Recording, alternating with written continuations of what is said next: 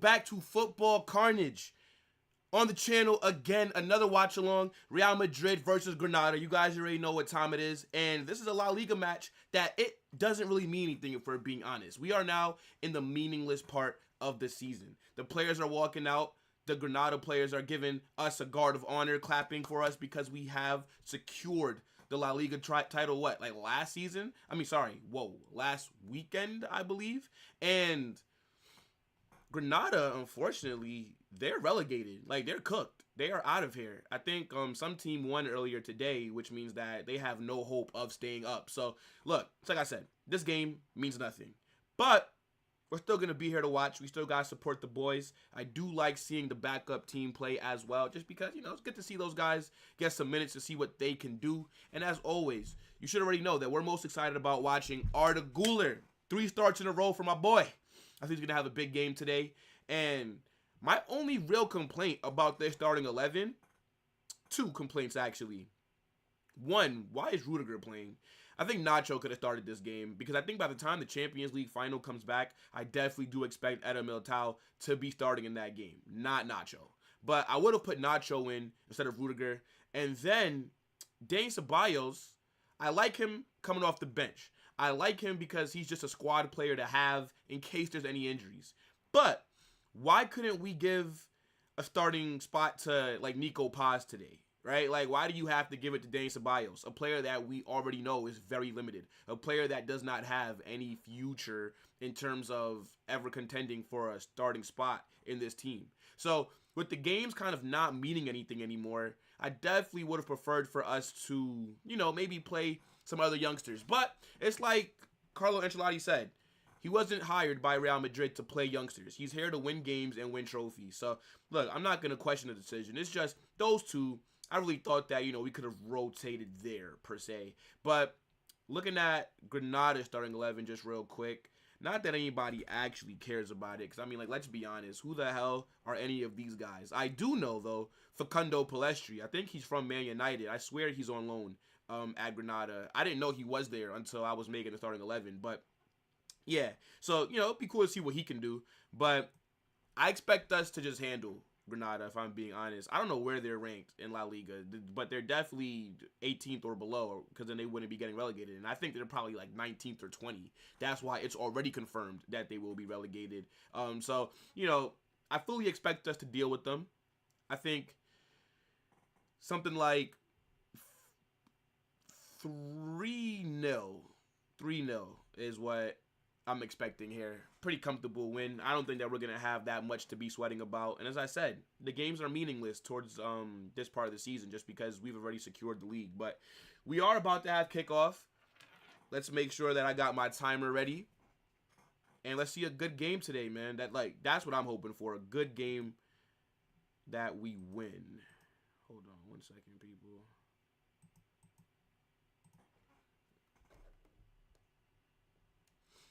All right, we have kickoff.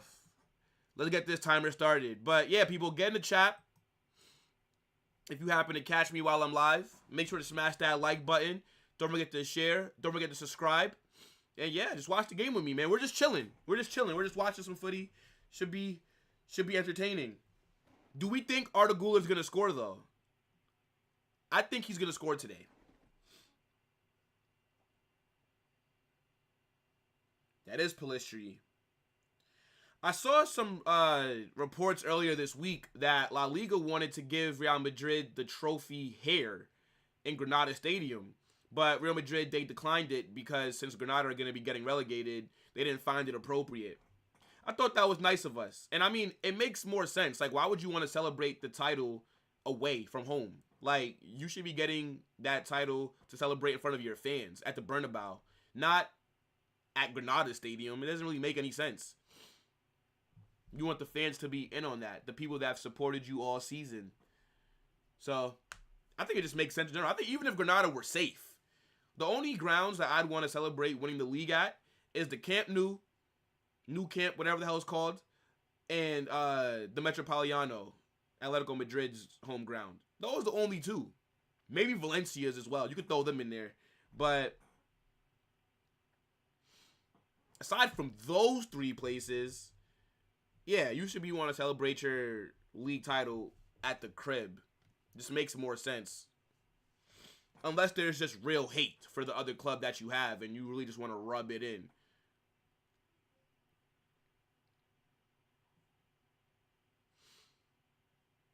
Did you guys see the report that broke this morning saying that Luka Modric is going to be leaving? Like, he's not going to get a new deal? I don't understand that at all. I think Modric could definitely get a 1-year extension just like Toni Kroos has. Because their levels haven't really dropped off that much. I think Toni Kroos has been fantastic this season. Modric, you know, he's not the same player like what he used to be, but he's still one of the world's best center mids. Like, he can go to basically any team in Europe and start. And I think he wants to stay. I don't think he wants to leave. So why not give him a deal? Like, let him, you know, be a rotational player like what he's been doing this season. What's going on, Bet? He says, do you think Davies will join Madrid in the summer? If I'm being honest,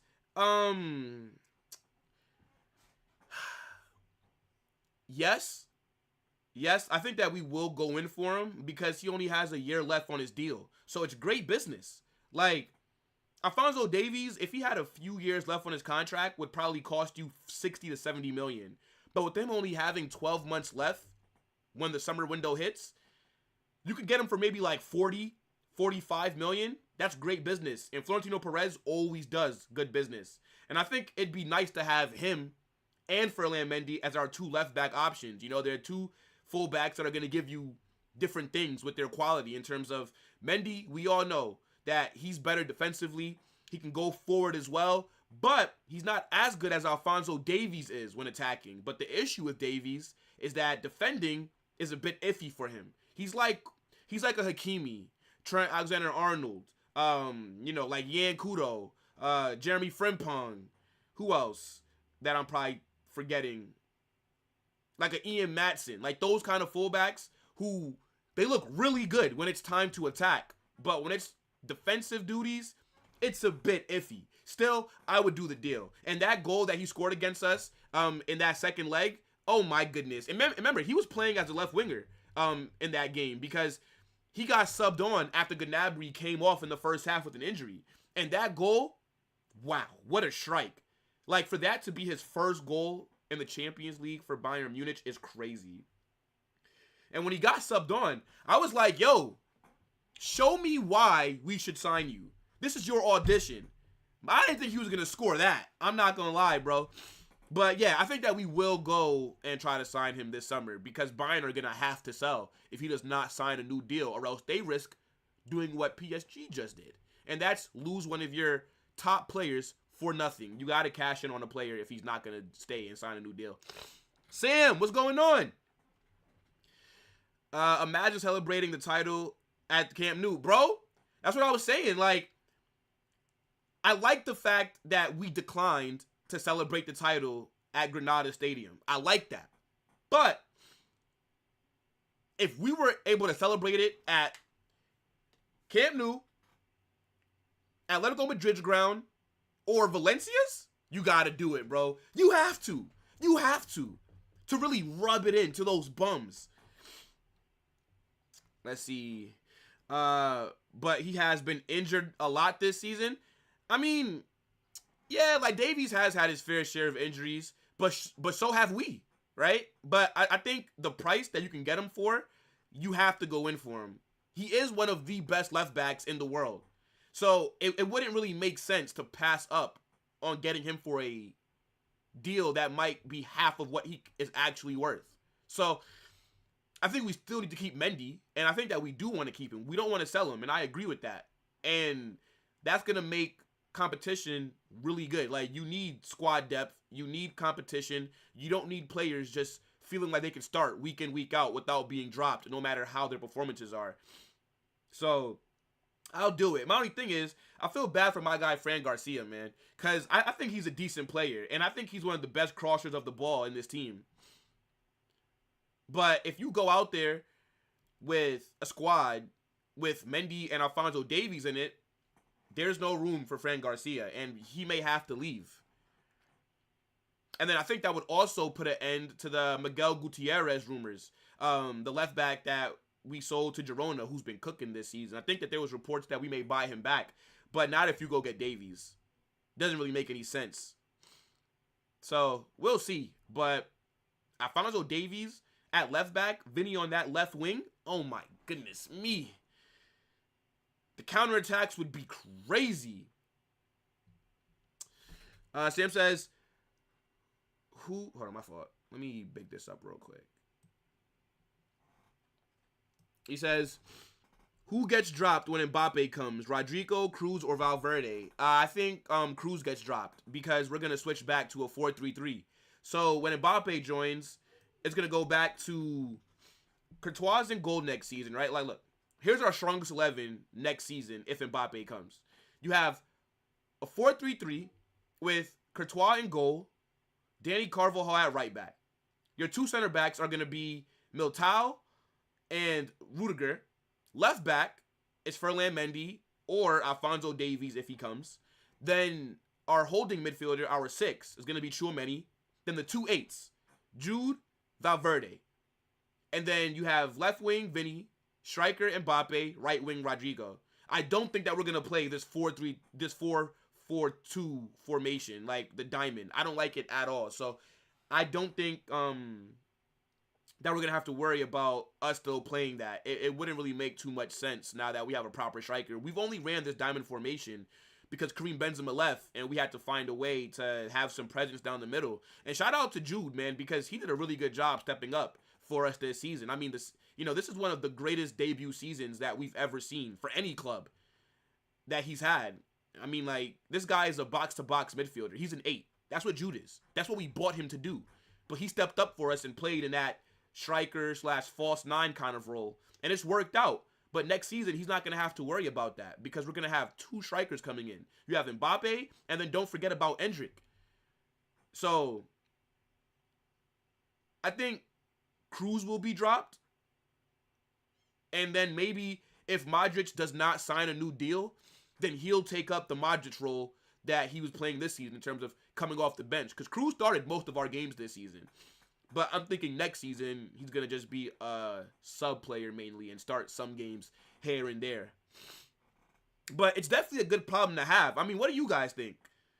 Like, what formation do you want to run? I'm cool with the 4-2-3-1 or a 4-3-3. I prefer the 4-3-3, though. It's me personally. Bet says he played very well in that last game. He did, bro. He did. He was cooking. He was cooking. Like, he looked dangerous. And I think Alphonso Davies also plays as a winger for Canada, his national team. And I think before Bayern bought him, when he was playing in the MLS, I think it was with the Vancouver Whitecaps. It's a team that plays in America. I swear he played as a winger as well. So, look, when it comes to going forward and attack, he's going to cook. But it's just defensively, he could be a bit better. But if we're being honest, we don't really have to worry about him defensively. Because when he goes forward, we're going to have Tchouaméni, Rudiger, Militao back in defense. So even if we do lose the ball and he's caught up the pitch, we're going to have cover for him. So, look, Carlo Ancelotti is the right manager to have for this squad next season. He's going to know how to make them all gel. He's going to know how to make them all work. But, yo, guys, let me know your score predictions in the chat. I'm going with the 3-0. Arda Güler brace. I'm calling it now. My guy's going to score today. And I already said about the starting 11, the only 2 things that I don't like about it are Rudiger starting. I thought Nacho should have started this game. And I don't really like Dani Ceballos starting either. I would have preferred us to give these minutes to Nico Paz. And then you could sub on Ceballos in like the 60th minute. But that's just me. Let's see. Bet says the amount of speed Real will have after the summer. Yo, it's gonna be crazy. I saw some meme, and it's like it was like the Flash meme where the Flash is racing like another speedster, and they're just rapid up and down. That's literally what it's gonna be like. And then think about it, because even though Mbappe is gonna be joining to play as a striker, there will be times when he will be in that left wing, because there might be a game where we drop Vinny to rest him. And then you can start Mbappe on the left, Endrick down the middle. Oh my goodness me. It feels so good that this man finally came out publicly and said that he wanted to leave. Because even though all the rumors were saying that Mbappe was going to join Real Madrid this summer, we've heard it for like the last 4 seasons. So excuse me for not wanting to get too excited. And I'm still not that excited until I see the Here We Go by Fabrizio. Because if there's any player in world football that would do something that you don't expect, it's Mbappe. So, you know, I'm excited, but this guy better not play us again, bro. Because if it doesn't happen this summer, if he ends up going somewhere else, we need to dead the interest in Mbappe forever. Forever. I don't ever want to see us being linked with him ever again. We don't need him. He needs us. We've been just fine without Mbappe. We've won La Ligas, Champions Leagues, Copa del Reys, Super Cups, UEFA Super Cups, Club World Cups. We've won everything without him. He needs us. He's the one that can't get it done in France. He's the one that has to join Vinny's team. So, this guy better join this summer, bro. I'm not messing around. I'll go to France myself and slap him up. But there's a bunch of other strikers that we could go sign that I think would cook for us and we'd still be dominating. Like, I really like Julian Alvarez from Man City. Like, if you guys have watched my content, you know I rate Julian Alvarez. I think he's the best striker that City have. I think he's clear of Erling Haaland. That guy's overrated. But, look, signing Mbappe on a free, a generational talent, a player that's in his prime, getting him for nothing. PSG are going to receive nothing for one of the most valuable players in the world. Florentino Perez masterclass, bro. I love that guy. I love Florentino Perez, bro. You would think he's like my family member, how much I love him. I think he's the most important person at this club because he's the reason that we have this kind of squad. And we don't even spend that much money. We don't spend that much money. Vinny, Rodrigo, they both cost like 40 million. Camavinga didn't cost a lot. Danny Carvajal from the academy. Rudiger was free. Militao cost a little bit though, right? So did Tchouaméni and Jude. But overall, our squad is not just stacked with all these big signings, like what people would like to make it seem like. We just scout really well, and we attack the market really well. But, yeah, man, it's going to be crazy next season, though. I'm super excited. What do you guys think about the kits that we're going to have next season? Did you see the leaks? I think it's the white and black. It's okay, you know, and usually Real Madrid, like, our home kits are usually basic. Like, it's going to always be white and black. But the kits that we had this year were really nice. The home kit this season is really nice. I think next season's is a bit of a downgrade, but I do like that gray one. It's just the collar. I hate kits that have collars on them, bro. Like this is a jersey. This is not a shirt that I want to wear to work. Come on now. I hate collars on kits, but I'm still going to buy it. And then the third kit with it being orange, that looks nice as well. PSG would pay everything to keep him. Of course. Of course. I don't blame them. Why would you want to lose a player like Mbappe? But I think if a player tells you that he wants to leave and that he's not going to sign a new deal, it's idiotic of you to not sell him. Because it's just bad business. If they would have sold him to us 2 summers ago, like he should have joined us back then before he signed a new deal, they could have gotten like 200 million for him. But they thought that they could convince him to stay, and they took a risk, and it didn't work out. Like, guys, I'll give you an example. That's like, and I always say this, like, this is the prime example that I always use. If you're dating a girl, and she tells you that she wants to see other men, and she doesn't really want to be with you, you shouldn't keep her by spending gifts and giving her money. You should let her go. That's what PSG basically did. Mbappe told them that he's not going to stay. He's not going to sign a new deal. And PSG thought that they could just give him gifts and a bunch of money to convince him to stay. And it's just not worked out for them. So they have nobody to blame but themselves. I would have sold him. And I'll say the same thing for any player that we have in our squad right now. Like, if in 3 years, Jude says, I'm not going to sign a new deal, and I'm going to leave at the end of my contract for free. And if we don't sell him, I'd be getting on to Perez and our directors Like how I'm getting on the PSG. Because even though I don't want to lose him, you have to.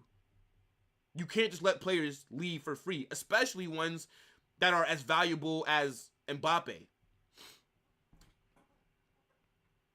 I like Osimhen? Bet. I don't like Osimhen, bro. I think he's super overrated. He's not clinical at all. Super wasteful. Needs a lot of chances to put the ball in the back of the net. I think he would do good in La Liga, though, because this league is a bit slower, and with his pace, it should cause teams issues. But Osimhen's going to cost way too much money. I think he has a release clause in his deal with Napoli that's like 136 million. Nah, bro, not for me. Not for me. Even though I think we were linked to him earlier this season, but nah. I'd rather go sign Ivan Toney for Real Madrid than Victor Osimhen.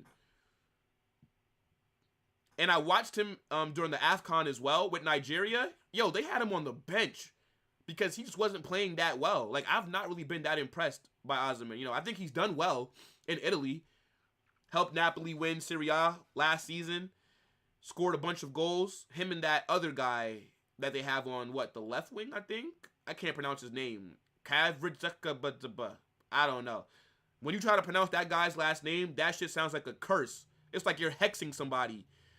I think he's from Georgia, some country in Europe named Georgia. Because we have a city, we have a state in America named Georgia. But, yeah, him and that guy for Napoli have been cooking. I don't know how anybody knows how to pronounce his name. Oh, my goodness.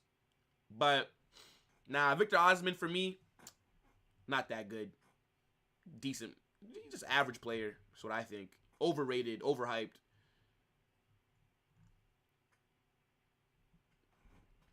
What is your goal for Mbappe? I think he should win a treble with Madrid to leave a legacy.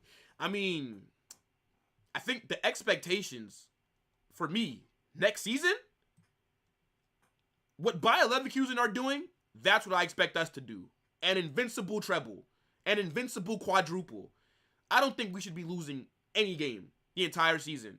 I don't think we should not win every single trophy. We need to be dominating next season, or else it doesn't make any sense. Like, with the squad that we're going to have, I can't see any team beating us. Maybe Man City. But even them, I think we're going to be better than. Like, my goal next season, bro, is a treble. Minimum.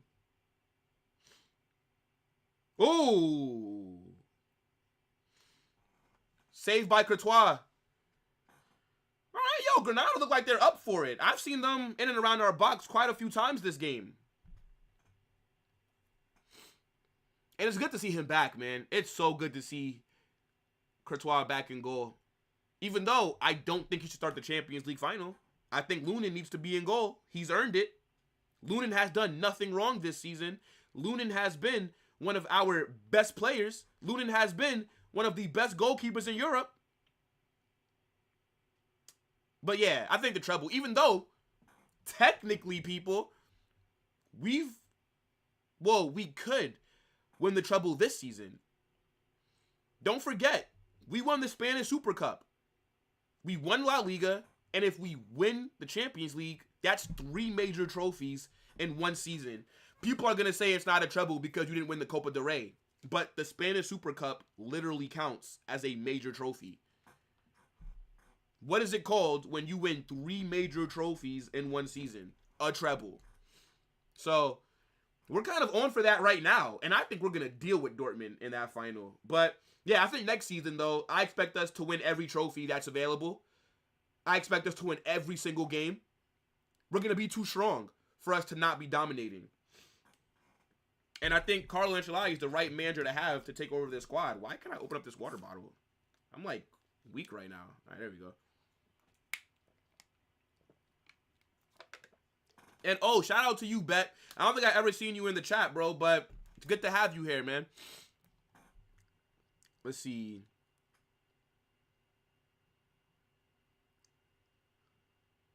I like this year's. Yeah, bro, with that gold.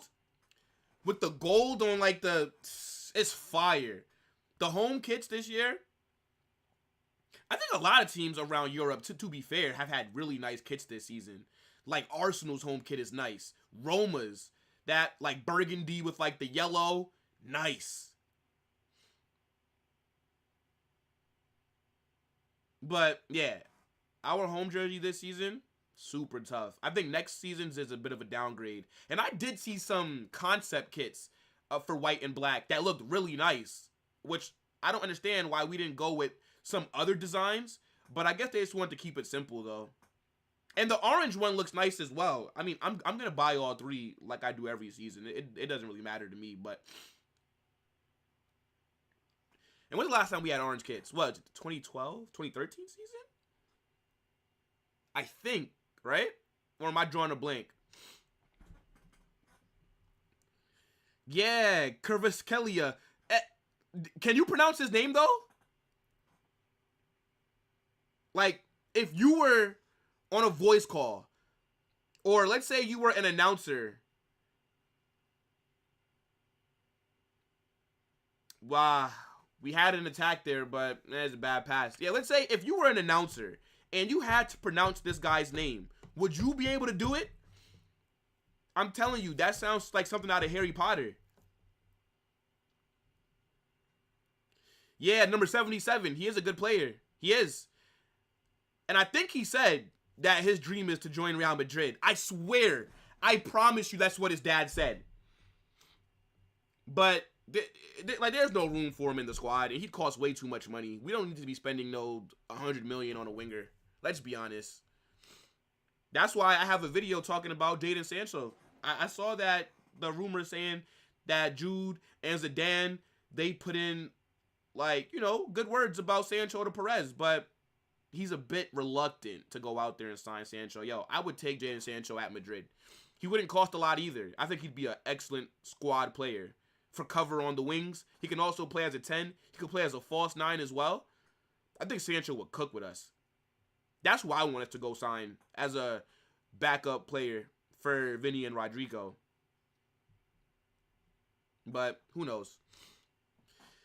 See, Man City might lose Bernardo Silva. He is key for them. Yeah, that's true, bro. Because they also lost Gundo last season, and he was arguably their best midfielder. He was, I think, the most crucial in their treble run last season. And then they lost him to Barca, and now it looks like Bernardo Silva might go to Barca as well. But I think he still has like a year or two left on his deal. But I think he has a release clause of like $58 million. Can Barca afford to pay that? I don't know. I think that they'd much rather sign Bernardo Silva for free. But yeah, losing him is going to be a big blow to Man City. And this season, they've been a little weak. Like, they're going to probably win the Premier League again, and they're definitely going to slap up Man United in the FA Cup. But this City team is not as strong as what they usually are. And I think it's because of losing Gundo. Because they went out there and they replaced him with Kovacic and Matthias Nunes. Like, both of those guys are not good enough. I know that they were trying to sign Lucas Paqueta last summer, but then that deal fell through after they had after the FA announced that they were investigating him for betting. But I think he's been found innocent because he's played this entire season. But yeah, City's midfield is weak, in my opinion, and they got to go upgrade it this summer. So it's going to be interesting to see what they do because their owners don't mess around. So I definitely think that they will spend money. It's just who can they go out there and bring in to strengthen their team. I think Camavinga's down here, but he's getting up now. I missed it, though, what happened. I don't know if they're going to show the replay or not. I hope so. I think his ankle is the issue. Maybe they put in, like, a bad tackle. Was down for a little bit. Let's see. Lunin saved. Yes, bro. Lunin saved us this entire season. He's made so many crucial saves. So many one-on-one saves. In the league, in Champions League. But I just think him doing it against Man City really made people start to respect him a lot more. Because that was a game that nobody thought that we'd win except for Madrid fans. Like, out of all the teams in the quarterfinals, do you guys know that Madrid had the lowest percentage odds of going through at 36%? They thought that we had a 36% chance to go through against Man City. That is insane. The disrespect is real. De Bruyne is carrying? Yeah, I think that De Bruyne's okay. I think he's kind of overrated as well. I think he's a great passer of the ball, and the goals and assists are fantastic. But I think that the way that he plays in terms of, shot here outside the box. Oh no, Brahim didn't shoot that. He crossed that actually. It looked like a shot, but Granada's keeper was able to deal with that.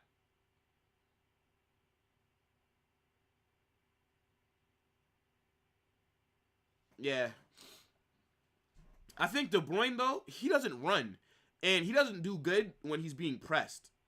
That's why I was confident when we played Man City, because I think our midfield is super physical, right? You got Jude, Camavinga, Tchouaméni, Fede Valverde. Yo, these guys are just engines. They run. They're going to press. And I thought that De Bruyne would struggle against us, even though he did end up scoring a goal. So, fair enough. But, yeah, he's definitely very important for them.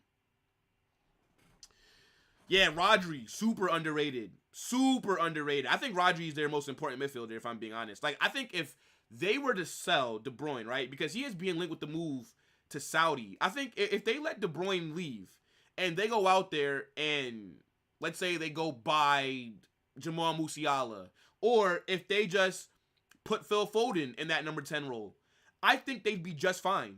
But I think if they lost Rodri, I don't know if you could just replace him like that, if I'm being honest. Like, who else can you really get that can have the same impact that Rodri has had? He's a great DM. He really is. Where'd they even buy him from? Because I don't think he cost Pep and City that much money. I think they bought him from Spain. Was he at Celta Vigo? Let me know if I'm crazy, but I think he was at Celta Vigo. Rodri. Yeah, let me look that up, actually. Like, how much did Rodri cost Man City? Let's see.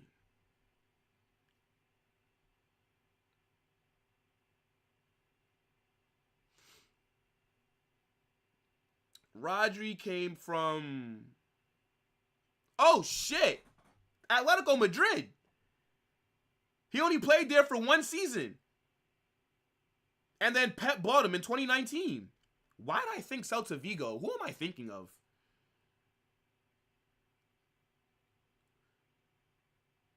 There had to be some player that City bought from Vigo. Yeah, but... Yeah, let it go. Yeah, I see, Sam. How much did he cost? Let me see. 62.6 million. That was his release clause. Shit. I thought they bought him for like 40 million. I didn't know he cost 60 M's. Wow. I forgot that he played at Atletico.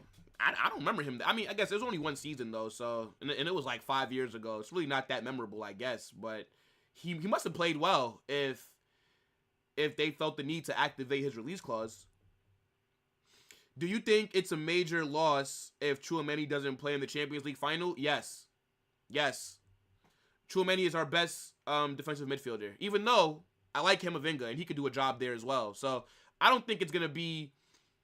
like a huge disadvantage, but I like our odds more with Tchouaméni out there. I'd rate him a lot. I think Tchouaméni's an absolute monster. Like, I've been calling for him to start games at center back over Nacho because I don't like Nacho that much. I don't rate him. Yeah, I think Tchouaméni is a really good player. Super underrated. I feel like a lot of people just in general don't talk about him. Like, I remember I was arguing with a few Arsenal fans, and they were saying that Declan Rice is better than Tchouaméni. What? In what world? In what world is Declan Rice better than Tchouaméni? And the thing is, I like Arsenal. I like Arsenal. That's my favorite English team. But, come on, bro. Let's be honest. Tchouaméni walks into Arsenal starting 11. I don't care who you displace. He's in there. He's a baller. But if he can't play, I think Camavinga can do a good job. And I think the pressure is on us to win. Nobody's going to give Dortmund a chance. Like, nobody's going to actually think Dortmund can go out there and get a result versus Real Madrid in a Champions League final. So, they're playing with no pressure. If they lose, we're gonna all be like, yeah, that's what should have happened. But if they win, that'd be insane.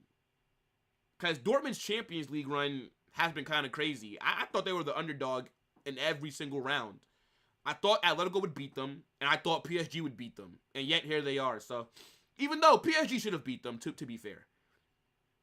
They should have. They hit the post 7 times across those 2 legs. That's ridiculous. The post was basically a defender for Atletico.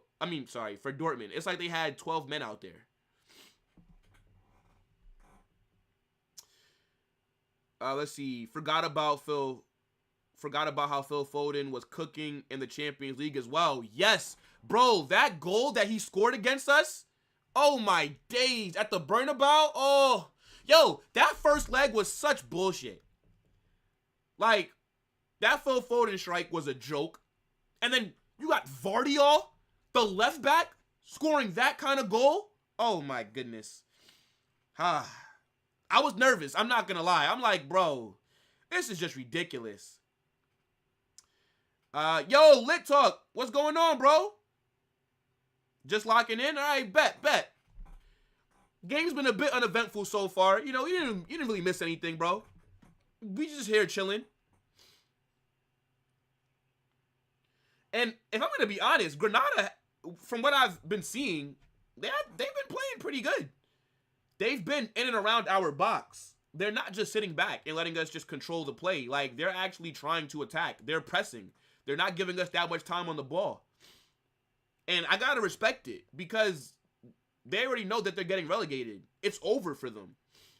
But they're still out there trying to put in a good performance for their fans. So, got to rate it. I think that's the difference with La Liga versus the Prem. I think the lower teams in Spain, they go for it. They play good football as well. They're going to press. They're going to attack. And the Prem, man, if teams are going against Man City or Arsenal, they just sit back. They just let teams batter them and they try to hit them on the counter. Oh, corner for Granada here, I think. I think he tried to cross it, but I think Courtois, he made a block. Yeah, let me see that again. Yeah, man, Arda lost the ball there.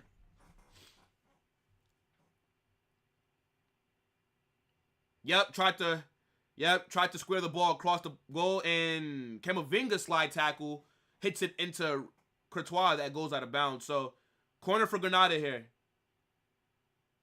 Hold on. Let's defend. I don't want to concede versus them. Let's keep a clean sheet. Yeah, good defending. Throwing for Granada, though. It was Vardiol's debut goal, right? I believe that was his first goal for Man City. I think it was. Like, what a goal to score at the Bernabeu in the Champions League. Like, oh my goodness. I was like, bro, that is such bullshit. Like, that's what I was thinking. I was like, bro, there's just no way that this goal actually just happened. Like, from outside the box as well. If it was off a corner and he headed it in, all right, you know what? Fair enough. Like, that's what center backs and defenders, that's how they usually score. But for him to cut inside and take it on his right foot, oh my, I was like, no way, bro. And then, don't forget, that first goal that Bernardo Silva scored off of the free kick. He caught Lunin sleeping. I was like, all right, so they're going to score 3 crazy goals this game. Like, that's what they're doing. But, I took, oh, 1 second, Lit. Yeah, look at that. Granada are back in the box again. They have a player down, though. What are we doing? Like, why are we starting the game off so sluggish? Like, why are Granada moving on us like that? He says, I look forward to the halftime Twitter plus Sofa Square and Legs as usual. Yes, sir, bro. We will be back with that.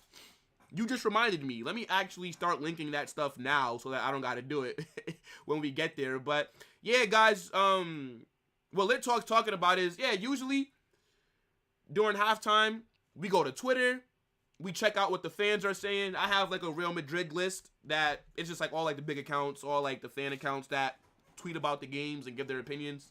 And then we're also going to look at SofaScore as well. You guys can tell me what players you want to see. We're going to see who's been the worst rated player versus who's the highest. But we all know, though, stats don't matter as much as the eye test. Judge with your eyes, right? The stats should just reaffirm what you're seeing. But to me, the eye test is always the most important, though. LG, what's going on? He says, where will Modric go next? I hope he goes back to Madrid. I don't want him to leave. We were talking about it earlier. Like, to me, there's no reason for Modric to be leaving. His levels have not dropped that much to where he cannot be effective for us. Yes, he's not starting week in, week out anymore. Oh, here we go. Golazo. Is that Fran Garcia? Hey, look at Fran getting the goal. 1-0. 1-0. Wow, look at that. To be fair, Granada have looked like the better team attacking so far, but they just haven't been clinical. We're always so clinical. Let's update this score. Fran Garcia getting a goal. That's what I'm talking about. Shout out to my guy. Yeah, but back to Modric. I definitely hope that he re-signs with us. I think if he ends up leaving, though, I don't know if he's going to stay in Europe. Maybe he goes to Saudi. Maybe he comes to America. Who knows? But I think one more year. Come on, bro. Like, we gave Toni Kroos another deal. Give it to Modric as well. He's played well this season. He's done his role coming off the bench. And I think he's going to accept a bench role to stay. I don't think he's expecting to be in the starting 11. Whose assist is that, by the way? Let me see. Okay, they're not going to show the assist. Whose assist was that, people?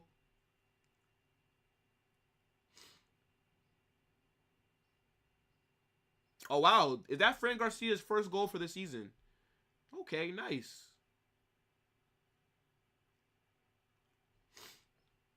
Let's see. I feel like the Champions League is going to be between Real and City for the next 5 seasons if Pep stays. I mean, that's what it's looking like. I think even if Pep leaves, I still think that City are going to be a threat because they have great owners, and their owners are going to spend money. So I think they're always going to be a threat, if I'm being honest. But I like us to be able to get the advantage over City, unless they go out there and do a madness in the summer, which they probably will, to be honest. But we're just so stacked. Like, it's actually crazy to think about our future. Like, the team that we have is something that you put together in career mode on FIFA. It's not something that you actually think could happen. Oh, here we are in the box with the cross. Arda Güler's on the ball. Squares it into the box, but nobody's there. Granada cleared away. They're on the counter here. Oh, he messed up that counter. Why would he cut the ball back? Camavinga put the challenge in, but it's a foul. What'd you guys say earlier for your score predictions? I think... All right, Sam said 2-0. Bet said 4-1. I think I said 3-0. But you know what would be nice for football, right? Like, I know that it's fun to make fun of Barcelona fans because this season they've been trash. Good tackle. Good tackle by Camavinga to stop that shot. Corner for, I think that was a deflection off of Camavinga. Oh, actually, yeah, it's a corner for Granada.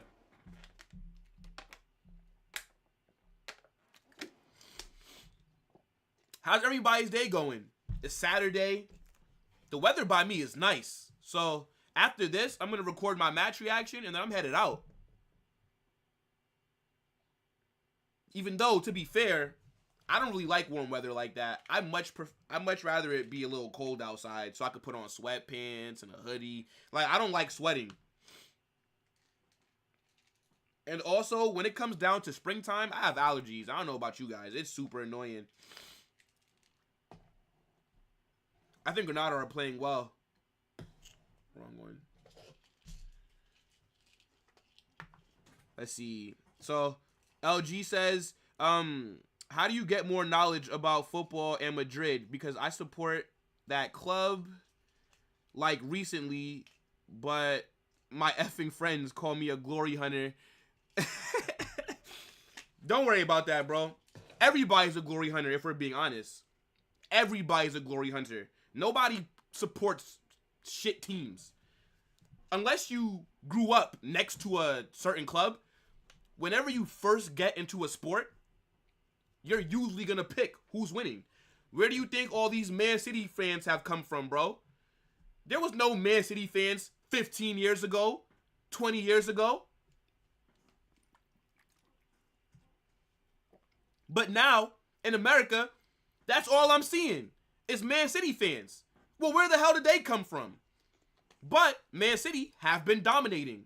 So the people who are now going to be getting into the sport are going to pick that club. Don't worry about what your friends are saying, bro. If you want to support Real Madrid, you can support them. Don't worry about being called a glory hunter, bro. Like, that's nonsense. Who do your friends support? Who do your friends support? I bet that they're not supporting any shit clubs. You have people who are Chelsea fans because of when Roman Abramovich came in. They won the Champions League. They dominated England for a little bit. You have people who are Man United fans because they're the biggest club in arguably... Yo, Man United, even though they're shit at the moment, they are probably the biggest club in the world. Like, if I'm going to be honest with you guys, there might be more Man United fans than Real Madrid fans. Like, they're all over America. And even though they're trash at the moment, people support them because they're the biggest club in England, and underneath Sir Alex Ferguson, it was nothing but dominance. So that makes them plastic or glory hunters as well. Arsenal, the third biggest team in England. People started supporting them when Wenger came in. Let's be honest. They went invincible. Won the Prem. Thierry Henry. All those big name players. So everybody that supports a big club is a glory hunter. That's how I view it. Because you wouldn't go support them if they were shit. Forever. Like, let's just be honest. So don't let people call you a glory hunter, bro. Like, who cares, bro? Support us, man. Don't worry about it. I became a Real Madrid fan back in 2014. That's when I first started watching the sport. I used to think, I'm going to call it soccer real quick, guys. But I used to think soccer was boring. I thought you guys scored one goal, took off your shirt, and ran around, and it was all 1-0s. But then I watched the World Cup, 2014. And the first player that I noticed was Neymar. And I was like, yo, this guy... Like, the way that he was moving on the ball, the tricks and everything, I was like, yo, this guy is tough. So I started watching more games. And then James Rodriguez, and people say that I say his name wrong. Like, I'm American. Like, James is James. But people call him James. Whatever. Hold on, we're outside the box here. 1 second, people. Luka Modric on the ball. Cuts inside. Granada clears it away. Yeah, anyways, back to my story. So, as I said, I saw Neymar play, and I'm like, yo, he looks tough. And it was entertaining. So I'm like, you know what? Let me just give it, let me give this sport a try. Then, James Rodriguez with Colombia is going crazy. Bro, what fully got me to start watching this sport was when he scored that goal. I think it was against Uruguay. Oh, wait, we're in the box here. Fran Garcia feeds it. Who's that? Is that Arda Güler scores? My guy. I told you, we're going to get an Arda brace today. Arda Güler gets his goal, and we need one more. 2-0. Yo, I'm not going to lie, bro. His celebration is kind of whack, though. Shout out to my guy Arda, but we got to get this guy a new celebration. 2-0, just like that. I believe that's the Fran Garcia assist. So Fran Garcia is on a goal and an assist today. 2-0. Oh, shoot. I forgot to stop my timer. Oh, I'm wilding, guys. Ah, shit. Let me stop my timer. Damn. All right, so when the second half kicks off, I'm just not going to start my timer up until this gets to this point. But 2-0, people. We are cruising today. That's what I'm talking about. It's hard to kind of get super excited, though, when we just know that the league's wrapped up, right? Like, I'm excited that we're winning. I'm excited that we're scoring goals. And that's halftime. I'm excited that Arda Güler got a goal, that Fran Garcia got a goal. But it's a meaningless game. I'm going to be honest. Like, I'm just ready for the Champions League final. But it is halftime. And we are going to do SofaScore and Twitter. But real quick, just back to my story. I'm going to wrap it up. When James Rodriguez scored that goal, I think it was against Uruguay, and you guys know what I'm talking about. The ball hit off his head. He chested it off the volley, hit the crossbar into the goal. Oh my gosh. I thought that was the coolest shit I've ever seen in my life. From then on, I was a fan of his and Neymar. Like, to be honest, Neymar's my GOAT. And I didn't always hate Barcelona when I first started watching because I didn't really realize how deep it was. Like, I didn't realize that it was, like, that tribal because I was just starting to learn the sport. But I was following James Rodriguez. Madrid signed him in the summer. And after the World Cup, I think, in 2014. And then that season, we had the Black Dragon kit and then the pink third kit. And I was like, I bet. I'm going to start watching them. And then they also had Ronaldo as well, who I always knew about. Because even if you don't care about this sport, everybody knows who Ronaldo is. And Messi as well. I just didn't really care too much about them. Like, because again, I thought that this sport sucked until I actually gave it a fair chance. And yeah, 2014 World Cup changed my mind. So anyways, long story short, LG, if you want to learn more about Madrid and football in general, just start watching. Start watching the games, you know. You can also start watching some of these YouTubers as well who have, you know, football streams and like they talk about the game like with other creators. But I'd say the best thing to do is watch games for yourself to get your own opinions because there's people that rate a lot of shit ballers and they just go off of the stats. So just because you see, you know, big stats and goals and assists, you might think a player is good. But it could all be empty. Like Bruno Fernandes. I think he's shit. But people think that he's really good because he gets a goal or an assist. But when I actually watch the games, Bruno doesn't look good to me at all. So that's what I'd say, you know? And if you want to learn more about Real Madrid as well, you could just read up like about them. You could go to like Wikipedia, you can Google certain things, and you can just read about the history. But don't worry about being called a glory hunter, bro. And it's like you said, yeah, come on, your friend supports Barcelona. When did he start supporting Barcelona? When they probably had Messi, Neymar, Suarez, Xavi, Iniesta, Carlos Puyol, all those guys. Come on now. Barca were great in like 2014 when they won the treble a few seasons before that underneath Pep Guardiola. So your friend is a glory hunter as well. Where are you from? I'm from America, unless you're asking where specifically. Which one are you asking? Like what country or what state? Let me know, Bet.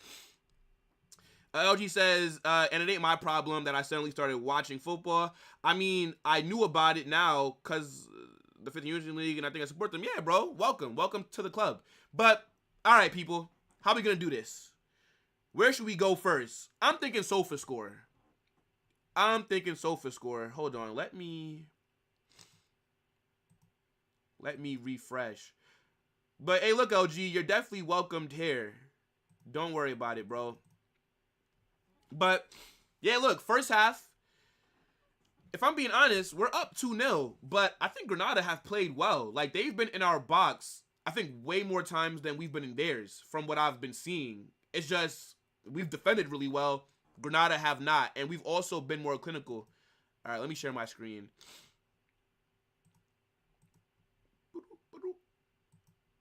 All right. Hold on. Let me move me over. Like, actually, you know what? Let me go up here. All right, people. Who do you guys want to see?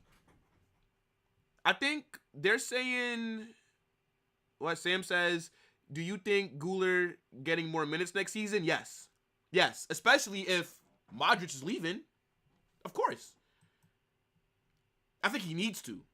Because if Carlo's not going to play him next season, then we need to loan him out. Because he's not going to develop just sitting on the bench. And if he really isn't a part of Carlo's plans next season, oh, whoa, it's saying page unresponsive. What? Hold on, let me refresh. Let's refresh. But yeah, if Carlo really isn't a part, or if Guler isn't a part of Carlo's plans, then I think we have to loan him out. And I'd send him to Girona. They play good football. They're going to be in Champions League next season. And I think Arda would start for them. So he'd be able to play week in, week out in the same league that he'll be playing in when he comes back to Madrid.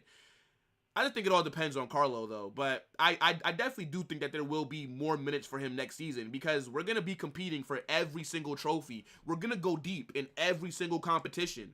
So we definitely are going to need him, and I hope to rely on him. I think what you saying, Camavinga?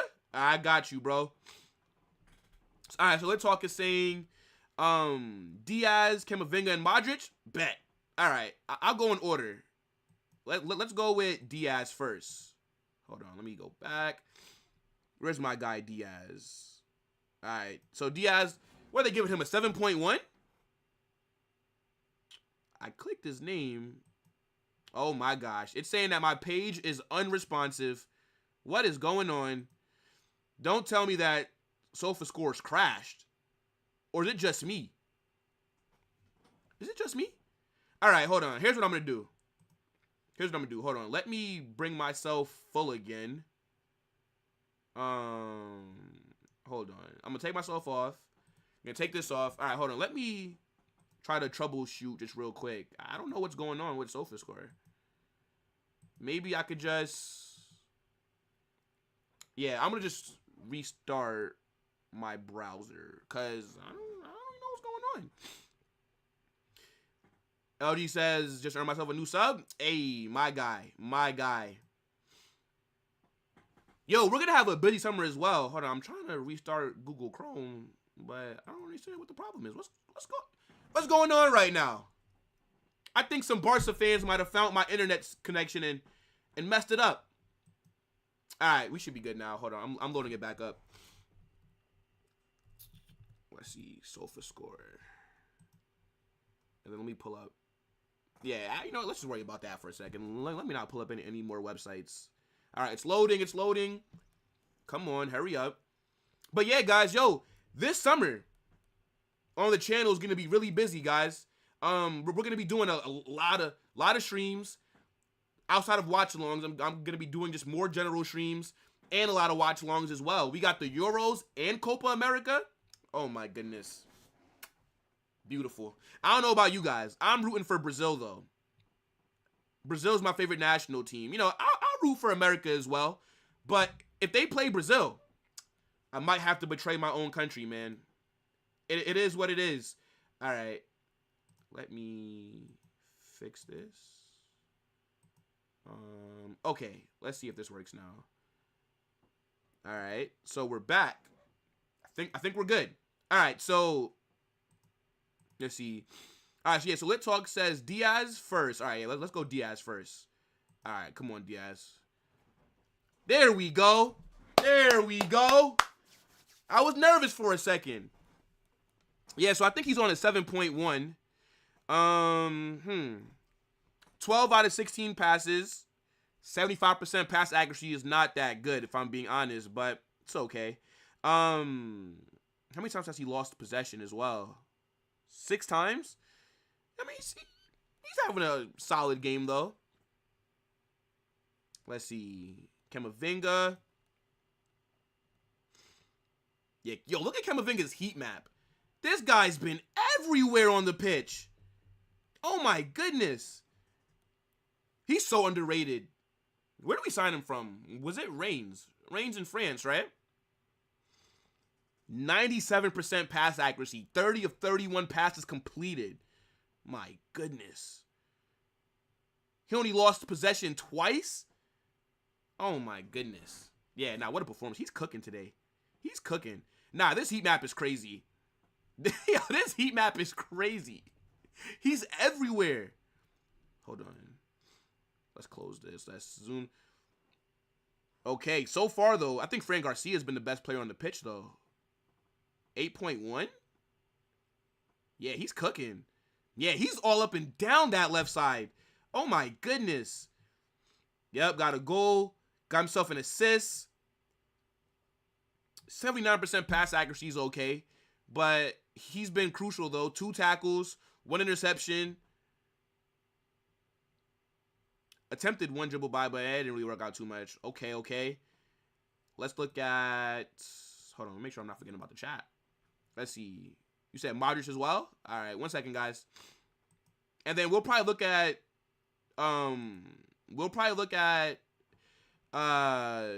Arda's as well. And then we'll go on to Twitter, though, because I don't want to take up too much time with this. Yeah, Modric's been all over as well. Yeah, this heat map is crazy. Yo, shout out to SofaScore, man. Whoever runs this website, they do a really good job of being able to keep track of all these things. All right, let's see. Yeah, 95% pass accuracy. 42 touches. Yeah, man. Shout out to Modric. How old is he? He's like 38 years old, bro. And then, yeah, let's look at Arda Güler real quick. I think they're giving him a 7.4.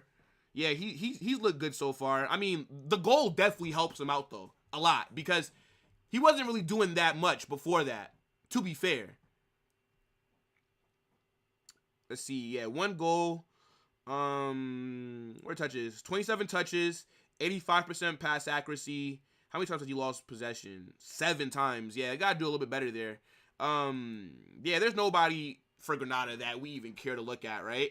Let's head over to Twitter, though. Let's go to Twitter. Yeah, I have like a whole tab here for Madrid. So it's like right here, bro. Like, if I just click it, boom. Hold on, let me make sure that I don't forget about the chat, though. What are you guys saying? Yo, Neymar ain't playing. Yeah, Neymar is not going to be playing today. Well, today. Fuck. Am I stupid, bro? Duh, he's not playing today. He's in Saudi. Yeah, no, Neymar's out through injury. So he's not going to be at Copa America this season. It's sad, though, man. That's my guy. That's my guy. Like, yo, I'm not going to lie. Neymar is my GOAT. I don't know if you guys would agree with that, but he's my GOAT. Him and Ronaldo. Let's see. Who are you rooting for in the Euros? I want Mbappe to win because I think he would become the greatest. Yeah, I mean, I think I'm going to root for France, but it's just because France are just the best national team. I don't really care about any European teams. Like, the only national team I really like is Brazil. Brazil and America. But that French team that they have is a joke, bro. They have so many world-class ballers in that side. Like, it's ridiculous. Like, France's B team would be a top 10 team for anybody else. Like, they just have so much quality. Mbappe, Tchouaméni, Camavinga, Mike Magnan, the goalkeeper. You got William Saliba. You got Pavard, Marcus Thuram, Benzema. You know he's a little bit older, but Griezmann as well. Like, there's just so much talent. Kingsley Coman, Theo Hernandez, Lucas Hernandez. It's ridiculous. Let's see what this tweet's saying, though. 3 goals for Arda in less than 200 minutes. He is amazing. Somebody said, Yamal, come outside. Let's see. Yo, bet Camavinga is a beast. He is. And like we have a good problem on our hand because it's like where does he even get into this team at? Because our midfield is stacked. And I don't think he's a better DM than Tchouaméni. Oh wow, wait. My screen actually looks terrible. What the hell? Hold on, let me make this better for you guys. Hold on. Alright, that's better, right? And then see, like I'm gonna be blocking stuff, right? But that's okay. We all know what Arda looks like.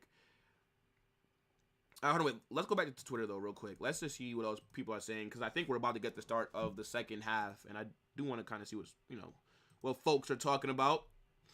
I think the Granada players have come out already. All right. Let's see. Mike says everything with English football summed up. Every club but City acting like some sort of peasant and fan celebrating losing with the highest TV revenue, prize money. What's going on with this? Luton Town fans had a message for Rob Edwards and his players after their loss at West Ham. Okay, so Luton are about to get relegated? Sorry, this is not Madrid related. Sorry, guys. Sorry. We are proud of you? Yeah, that's a bit crazy. Being proud of your team for getting relegated, it just shows that the standards are on the floor. Shout out to my guy, Mike. Barca fans made fun of Arda for 6 months just for Roque to have less goals than him, plus get sent to Getafe. Yo, I don't understand what's going on with Victor Roque at Barca. They brought this guy in during the January transfer window just to not play him. Some people are saying that they only signed him because they were trying to respond to Madrid getting Endrick. And I'm not too familiar with Victor Roque's game. I'm not one of those people who are going to sit up here and try to tell you that I've been watching Brazilian football and I've watched them when they were in the youth team. No. I'm not one of those fans. But they spent a lot of money on him and Barca are broke. So it's like, you would think by them making that kind of deal, they planned on playing him. But his agent was cooking Xavi last week. We are about to get kickoff for the second half. But we can still look at a few more tweets, though. Don't worry about it. Barcelona fans thought, yeah, second half is kicked off. Yeah, we'll read this tweet, and then I'll go back to the regular setup. Look, Barca fans thought Arda Güler is just a flop because he couldn't immediately get into the starting 11 of the biggest club in the world. This guy is insane, better than Barca PR midfielder. Yeah, 2 goals. I mean, to be fair, I think Pedri is a decent player, though, to be fair to them. But this guy is just cooked. He can't seem to stay fit.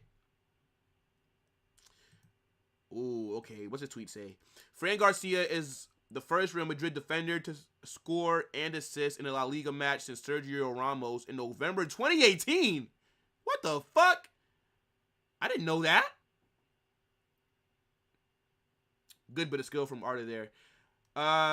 Okay, maybe we can look at like maybe a few more, and then I'll make sure that we're back to our regular look. A little boy asking for Arda Güler's shirt in Turkish. All right, well, hopefully he gets it. Hopefully he gets it. It's definitely important to, make sure that you're giving the fans who attend the matches some attention. Okay, we've seen this tweet already, bro. Yeah, okay, this is showing the SOFA scores, okay. I think we've seen everything, right? Like, there's nothing else that we got to see. Yeah, we're good. Yeah, Arda, we got to work on that celebration, though, man. I'm sorry. That is not it. All right, yeah. Let's go back to regular, though. Let me do... We're good. All right, bet. Yo, guys, do me a favor, people. Make sure to smash that like button for me. And just, share, subscribe if you haven't already. And, get in the chat. We're just chilling, watching the game. All right, I think my time is actually caught up, so I can start my timer again. All right. I'm only like, maybe like... Yeah, I'm like 10 seconds behind now. But that's okay. It's not that deep, but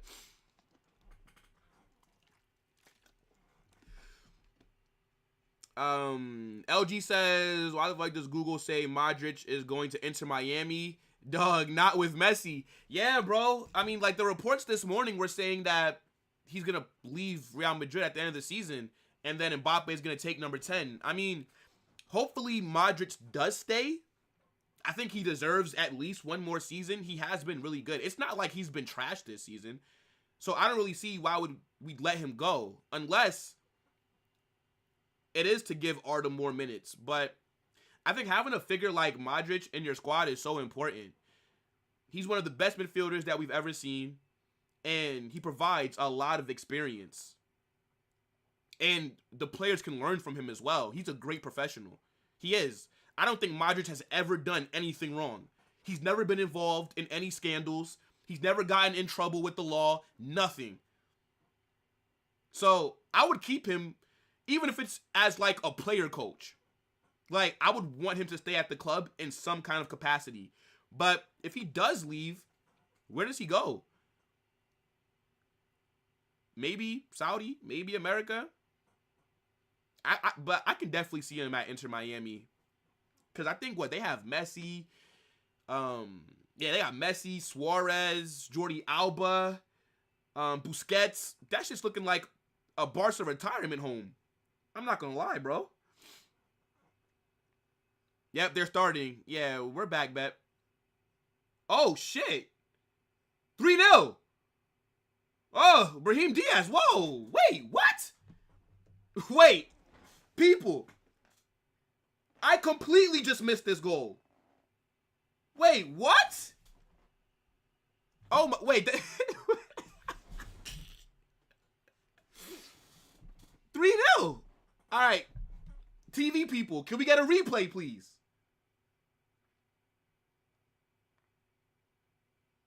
I did say 3-0, but maybe it will be 4-0. Bet said 4-1. I don't think Granada are going to score. Okay. He carries the ball. Cuts inside. Ooh. That's a nice goal.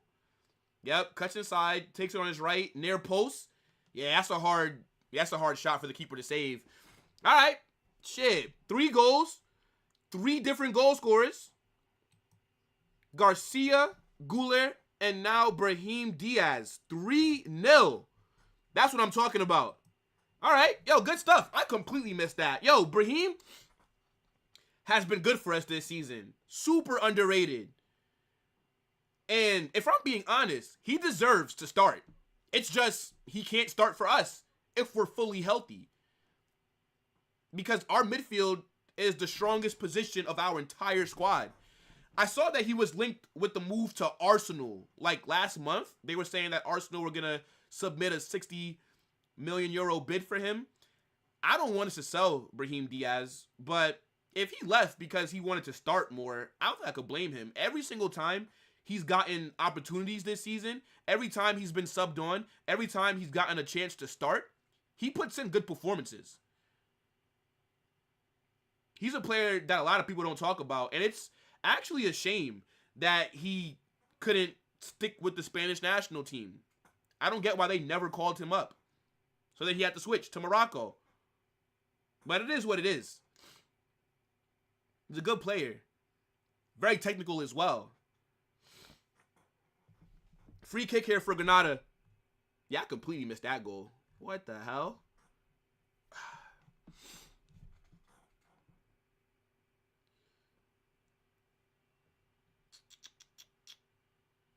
He might go back to Croatia, Sam says. Ooh, I don't know. Why would he do that? Yeah, that was a terrible free kick by Granada. Yeah, I can't see Modric going back to Croatia. I don't even think I've seen reports saying that. Have you seen that from somewhere, Sam? Because I know that he is Croatian. That I do know. Maybe he goes back to his boyhood club. But I swear I read that the only reason why Modric would leave is because he doesn't want to play on the bench. Because he still believes that he could play at a high level. So if that's true, I don't think you'd go back to Croatia, right? I don't know what their league is like. But I don't think it's a high-level league, right? Like, who's the best team in Croatia? I can't even name you one Croatian team. I know a few Russian teams. I don't know why I know a few Russian teams, to be honest. But I do. He ran from the halfway line. Yeah, bro, I saw it. Diaz may explode. He could become world class. Yeah, I know. But then it's just going to be so hard to then keep him at Madrid then. Because then wouldn't he want to be a starter? Like, if Diaz keeps on developing, and I've been watching him for a while. I didn't think he'd ever be this good, though, right? Like, because he was at Man City, and then I think he went, then we signed him from City, and then we sent him on, a 2-year loan at AC Milan, and he performed really well. Like, he surprised me. I didn't think he was going to be this impactful this season. Like, him and Joselu have been our two best substitution players in terms of goal output. Like, they've always looked dangerous. They always look like they're gonna do something when they come on. This is a calm game, though. This is calm. We've been dominating so far. We haven't really even broke a sweat, even though I definitely thought Granada would score in that first half because they were in and around our box often. They just don't have any quality in their attack. They don't have anybody, I guess, that's clinical enough to really capitalize off the chances. Uh-oh, they made a mistake here. We're on the counter. Granada defended really well. They win the ball back immediately. Let's see. Yeah, he did his thing at Milan. Yeah. That's why we brought him back. He definitely did impress on his loan there. Maybe it's going to be something similar for Arda if Carlo can't promise him more minutes. Even though I think they said that Arda is going to stay next season. But I don't think he should if he's not going to play. I'd rather him be on loan at Girona. They play good football, as I said. Still in La Liga, going to play Champions League as well. And they're not going to have a crazy high budget. And they're going to need to beat, get a few more players in their squad to be able to compete in all these competitions without having to risk. That was a good goal by Brahim, man. You know what's so trash? Like, with me only getting into this sport in 2014, I was in high school. So, like, I didn't really get to appreciate this sport until high school. Like, I wish that I was watching this from when I was a kid so that I could have played. But I used to play American football. Like, that was my favorite sport. But now this is my favorite sport. American football is my second favorite. And then NBA is third. I don't know if you guys care about those sports, but yeah, like, this has just completely changed my life. Like, this sport is amazing. The best sport in the world, bro. And whenever I have a kid, I'm just telling you guys right now, my kid will be playing for Real Madrid in 2042. You heard it here first. Project Mbappe starts the minute my kid is born. He might know the Madrid anthem before he knows my name. We're going to have him watching Neymar highlights. Going to have him, doing skill. Like, I'm telling you, bro. Project Mbappe is starting immediately.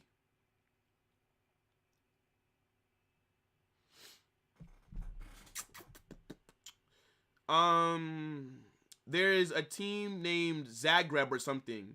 Oh, Dynamo Zagreb. Why did I think that was a Russian team?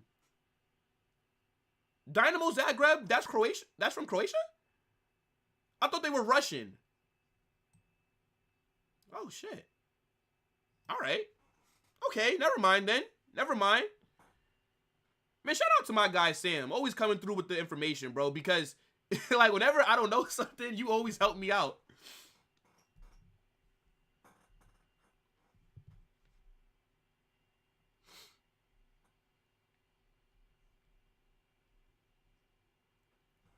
Granada here.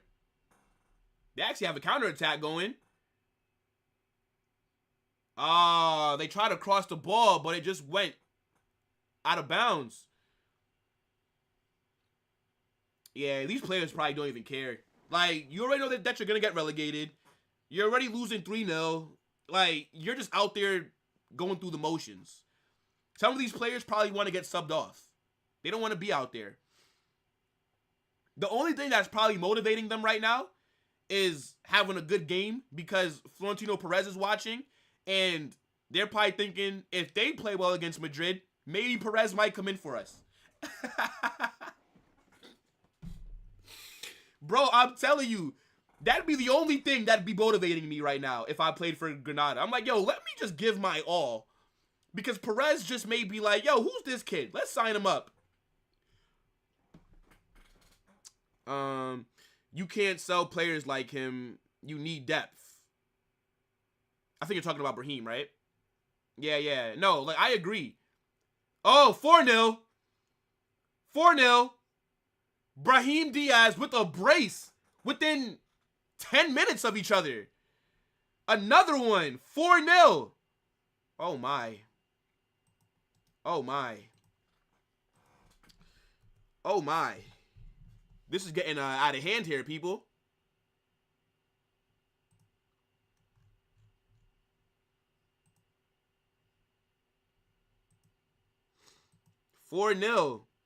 Brahim with the brace. If I'm being honest, I don't want us to sub on anybody. Maybe Nacho. Take off Rudiger. But don't sub on Jude, Vinny, Rodrigo. Like, there's no reason for any of those guys to be playing in a game like this. It's over. Like, don't risk any kind of injury subbing on our big name players when you're up 4-0 against Granada. The only thing that I wish, though, is that Nico Paz was in the squad so that he could go out there and get some game time. Because I feel like he's just been sent back to the academy without us really finding out what the hell's happened. Let's see. Beth says, I'm going to go get some food. You, bro. See you soon. Yep. Thank you, man. Thank you for tuning in. It was definitely fun. Catch you next time. LG says, yo, did Barca reject Arda? No. He rejected Barca for us. I think he was about to join them, though. He was. But then we came in with a better offer. And he ended up coming to us. He said that he liked our plan, like our vision, more than Barca's. And we also told him, according to him, that he will be like Toni Kroos' successor. Like, he will be able to take over for Toni Kroos. So, but yeah, I mean, look, if you look at it, Barca fans had the edits. He was in a Barca kit. They were hyping him up. They were saying that Arda Güler is going to be the next best thing. And then once he joined Real Madrid, once Fabrizio said the here we go, Barca fans switched up. All of a sudden, he's overrated. He's shit. They were laughing at him when he was injured. Because don't forget, he didn't play until January. He was out for like the first 6 months of the season. And Barca fans have been preying on his downfall ever since he rejected them. It is what it is. And God forbid they get an injury before the final. Exactly. That's what I'm saying, bro. It's not worth it. It's not worth it. And our bench is pretty strong, which is a bit surprising. Like, why? See, and I don't really question Carlo Ancelotti, right? Okay, I'm lying. I do question him a lot. But maybe that's dumb of me because he is the greatest manager that's ever existed.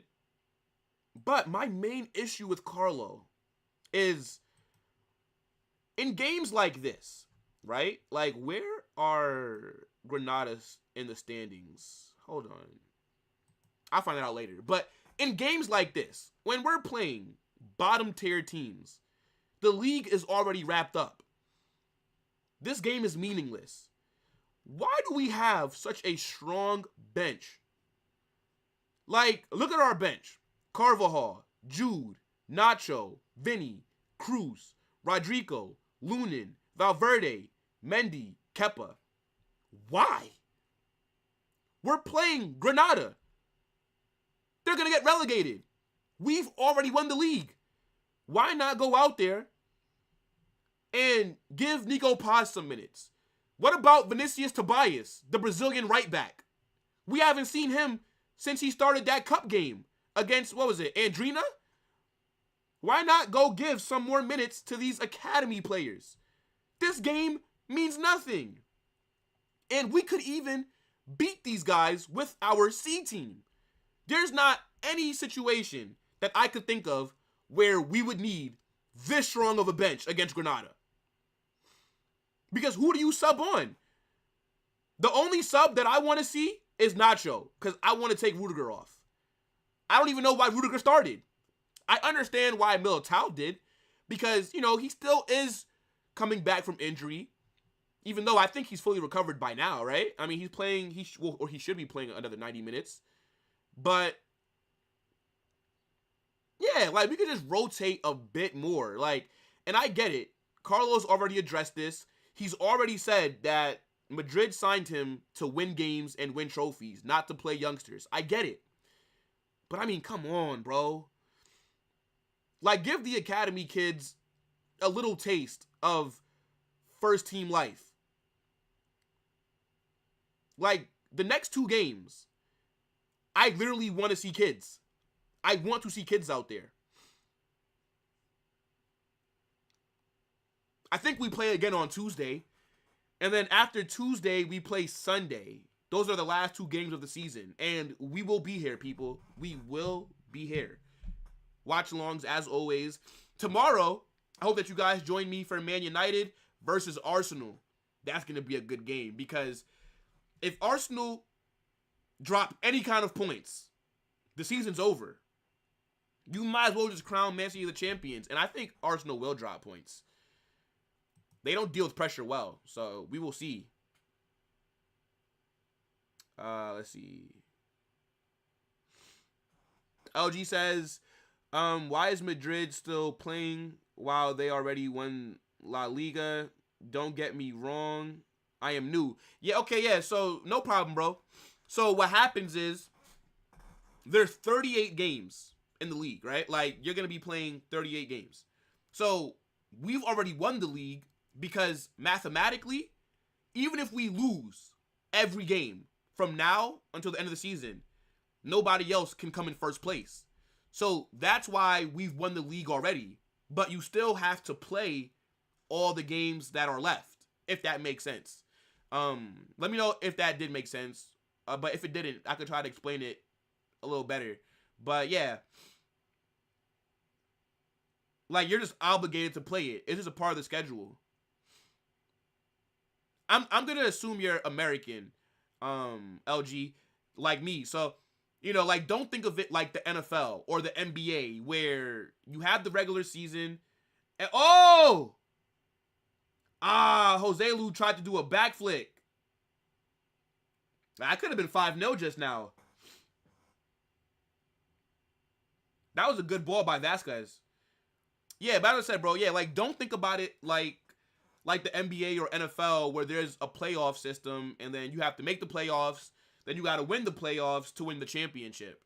In soccer or football, it's different. Like, there's a point system. So, if you win a game, it's plus 3 points. If you draw, you only get 1 point. If you lose, you get none. And whoever has the most points by the end of the season, that's who wins the league. So, we've just collected the most points, and Barca and Girona are too far behind us to overtake us. So, that's just it. So, for example, like, if we would have lost against Bayern Munich and got knocked out the Champions League, our season is technically over because we've already won La Liga. So, there would have been nothing else for us to really be playing for. All that we would have been worried about is focusing on next season. But with us beating Bayern in the Champions League, then we still have the Champions League final to worry about. So our season, we still have something to play for. Okay, easy bet. So when's the next big thing? Like, now is the Champions League. What's next? Yeah, so after the Champions League, the season's done. Like, the Champions League is the last game for this season that matters. Right? Like, we're going to play the last game, technically, because usually the Champions League is the last game of the season to just wrap it up, basically. And then after that, the season's over. But what we have forward to look to, bro, is the Euros and Copa America. So the Euros is all the big European teams are going to be playing in a tournament to, you know, just crown European champions. Like, that's what it'll be. And then we're also going to have Copa America. And that's like the North American teams, the South American teams, and some of like the West Indian teams are going to be playing in a tournament. So, and that'll be able to determine who's the best team in our region. So it's two major tournaments happening this summer. So, you know, like even though we're not going to have any club football, the national team games are going to be crazy in the summer, bro, because they're going to be fighting for a trophy. So that's what's next. And then after Copa America and the Euros end, there's going to be the Olympics. And in the Olympics, there's going to be the football side of it as well. Now, I think what's a little bit different about that, though, is I believe your Olympic squad has to mainly be under 23 players. Sam, if you're still here, let me know if I'm right with that. Let me know, Sam. But I think the Olympic squad has to be under 23s, but you can take, I think, 3 or 4 players above that age. So it's going to be a really busy summer, bro. So LG, you've picked the right time to get into this sport because it's going to be a madness. So just to break it down, here's what's left. Champions League final, that's next. That's the next biggest thing that actually matters. Oh, actually, how did I forget about the Europa League? Oh my goodness. My fault, LG. I kind of gave you a little bit of wrong information. The Europa League final is going to come before the Champions League final.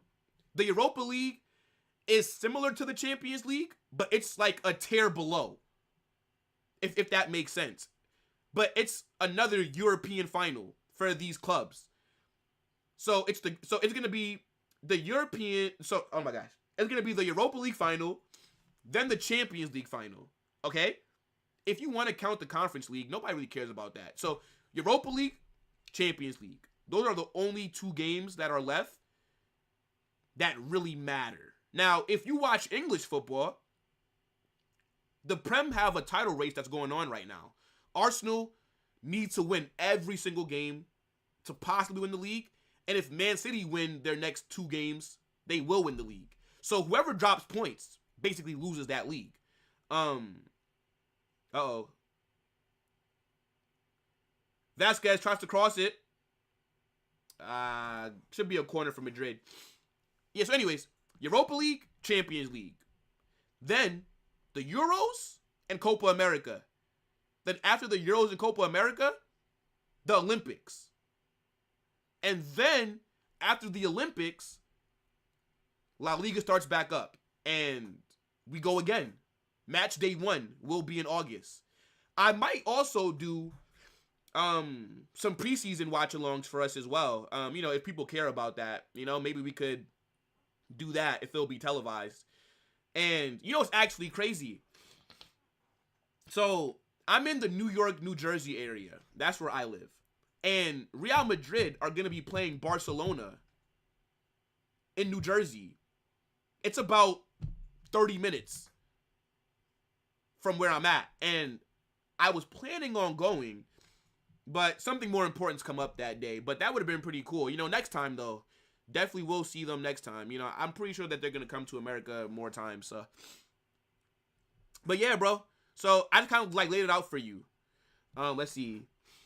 So, Madrid plays Champions League, La Liga, Copa, and Euros. No. Okay, so the competitions that Real Madrid play in, La Liga, Spanish Super Cup, Copa del Rey, Champions League. Those are the 4 competitions. And then, if you win the Champions League, before the season starts, next season starts, you play the winner of the Europa League. So the winner of the Champions League and the winner of Europa League plays, and that's called the Super Cup. So if we win and beat Dortmund, we will play whoever wins Europa League. And that's probably going to be Bayer Leverkusen. And that is also a big game because that's a big trophy that you're playing for, the Super Cup. So technically, we play in 4 competitions every season. The Euros are for the national teams. So, for example, if you're American, then you play for the American national team. So, like Jude, right? Jude Bellingham is going to be playing for England in the Euros. Who else? Chouameni, Camavinga. They're going to be playing for France in the Euros. If that makes sense. Let me know. Sam says, yeah, you're right. Like, France can take 3 or 4 players older than 23. Yeah, because I remember when Brazil won the Olympics in 2016, I think, Neymar was there. And Neymar was definitely over the age of 23. Yeah, and I think they also brought Dani Alves as well. So, I don't know why it's like that, though. Like I don't know why they made it only for under 23 players. But yeah, you can definitely bring a few older guys with you. Joselu takes a shot. It gets blocked. Falls to Arda, who takes a shot. It gets blocked again. It should be a throw-in for Madrid here. Let's see. Does one football help in being active with the matches? Yeah. One football. I don't have the app. I've heard of it though. But yeah, it's like what they'll do is, like you could be able to see the stats. They'll alert you when a goal's been scored by a team that you follow. Yeah, like that can help you as well. Because look, I definitely know how you feel, LG, because when I was getting into it in 2014, I was very confused about a lot of shit. Like, how I tell people, right? So, Real Madrid's my favorite team. But I do like Arsenal. Like, Arsenal are my second favorite. And the reason that Arsenal are one of my favorite teams is because I think after I watched the World Cup, I forgot who they played. But they won, like, it was like 3 or 4-0. And I thought they were the best team on the... I thought that was the best team on earth. Because aside from Germany slapping up Brazil 7-0, I didn't know that they scored that many goals. I was like, oh shit, this must be one of the best teams in the world. So I definitely had to learn, it's going to take a little bit of time, bro. But just stick with it. Stick with it. Telling you. Best sport in the world. Like, once you actually start to understand things and when things start clicking and making more sense, you're not going to be able to go back to liking any other sport more than this one. Sam says, I think they make it like that so they don't compete with the World Cup. Okay, really? So, I know that the World Cup is every 4 years. And the Euros and Copa America is every 2 years. So, are the Olympics going to be on at the same time as the Euros and Copa America? No way, right? Because I saw like the French national team were saying that they were hoping that Madrid would release like Chouameni, Camavinga to play in the Olympics. But then that can't happen if they're playing in the Euros. You know what time it is, Sam? It's Google time. It's Google time. You know what I'm going to actually do, though, Sam? You know what I'm going to actually do for you, bro? I am going to...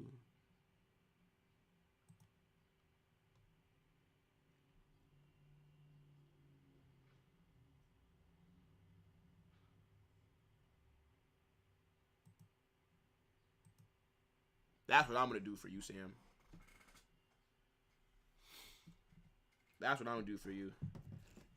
You'll see next time you put a chat in. Let's see. Ellie says, yo, what do you think about the Yamal's goal? The corner against Madrid? Hold on. I'm not really understanding your question, bro. Let me make sure I'm reading that correctly. 1 second. Yo, what do you think about the Yamal's goal on the corner against Madrid? I'm not sure what you mean, LG. Did Lamine Yamal score against us this season? I don't think so. I'm not remembering a Lamine Yamal goal. Unless I'm drawing a blank. Maybe I am having like a brain fart or something. Yeah, I'm not too sure about the question. We have a Granada player down here. Hopefully he's okay.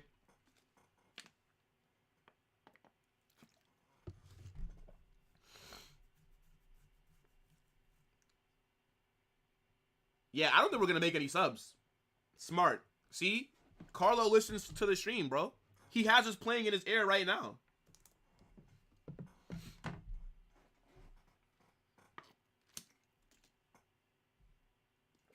Where's my cap?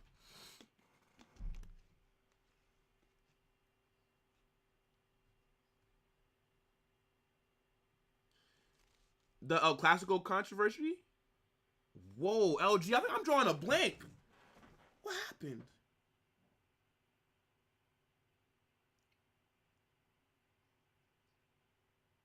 Are you talking about the El Clasico at the Bernabeu? What controversy happened?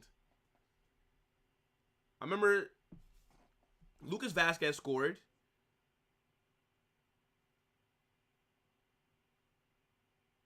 Then I think Vinny scored as well from a penalty because João Cancelo tripped Vazquez.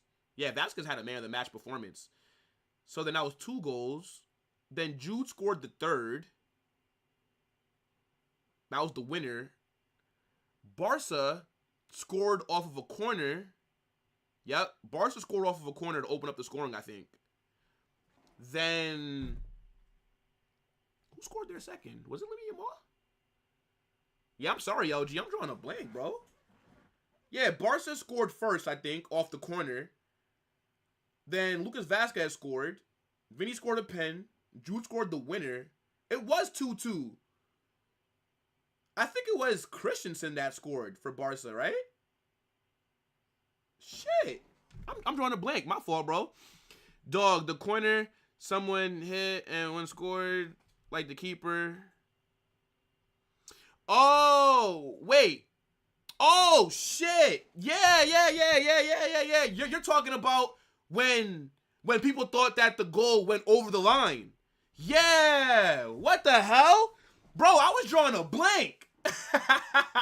Yeah.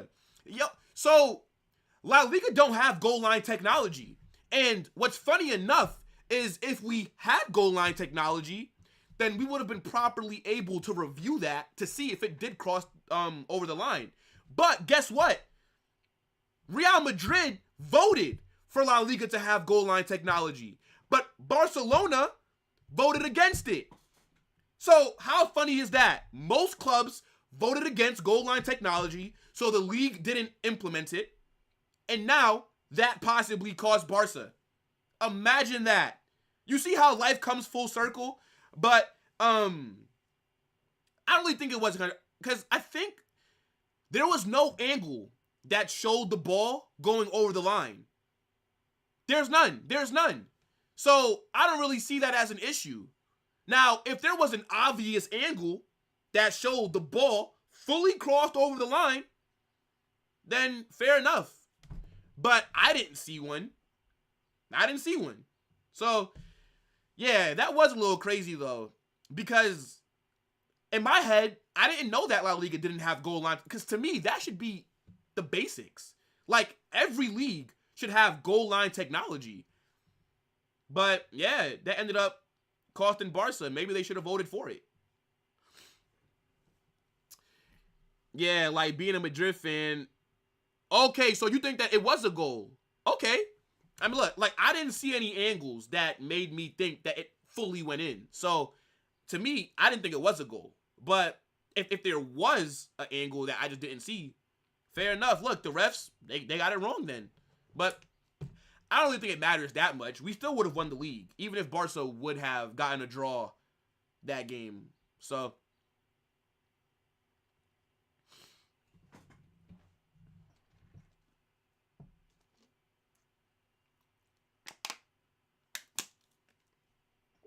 and no problem, Sam.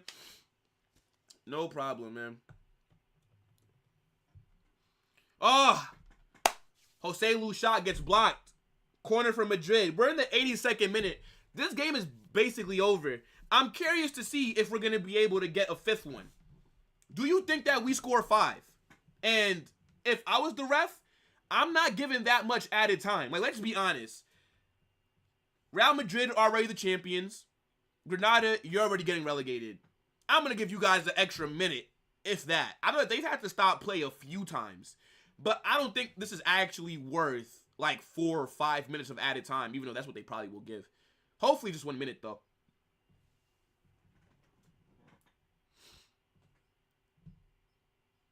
I know that your Barca fans were, well, friends were definitely pissed off, LG.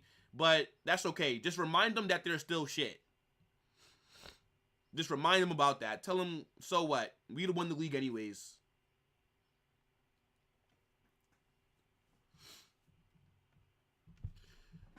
Whew.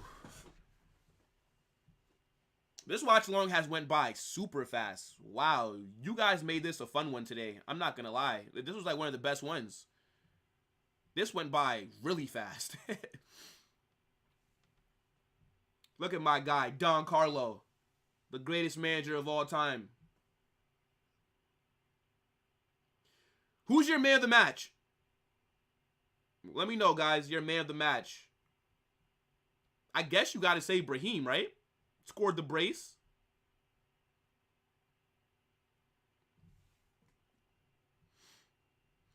Sam says, how does the forfeit rule work?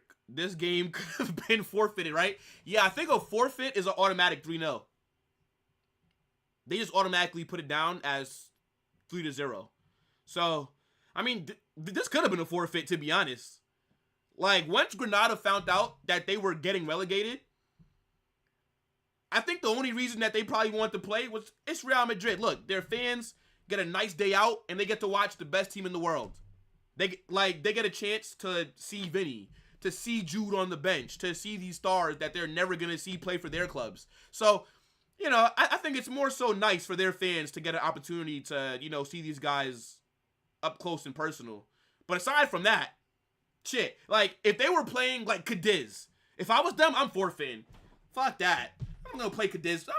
Like, we're already cooked. We're cooked. Let's just focus on next season. But I think if you have to forfeit, though, I think, counterattack here.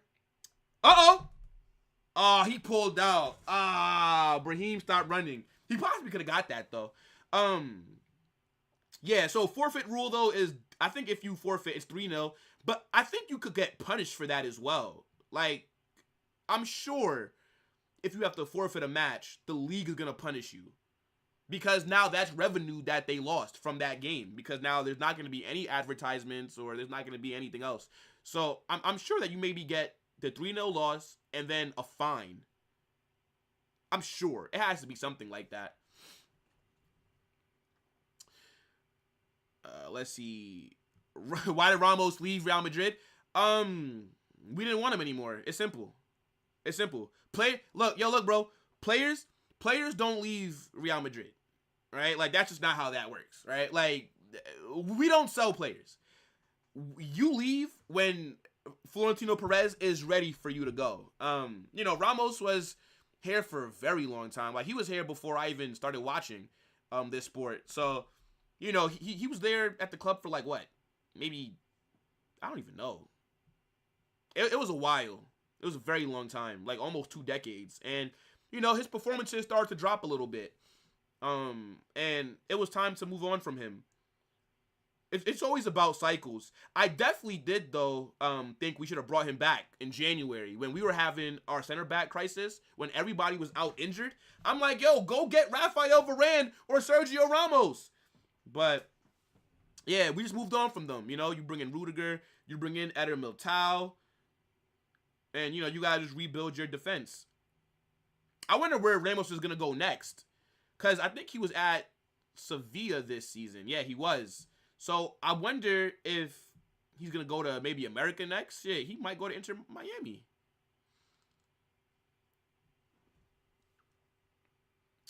Is Benzema coming back to Madrid real? No. No chance. No chance. No chance. We usually don't re-sign players that we've let leave. That's usually not how that works.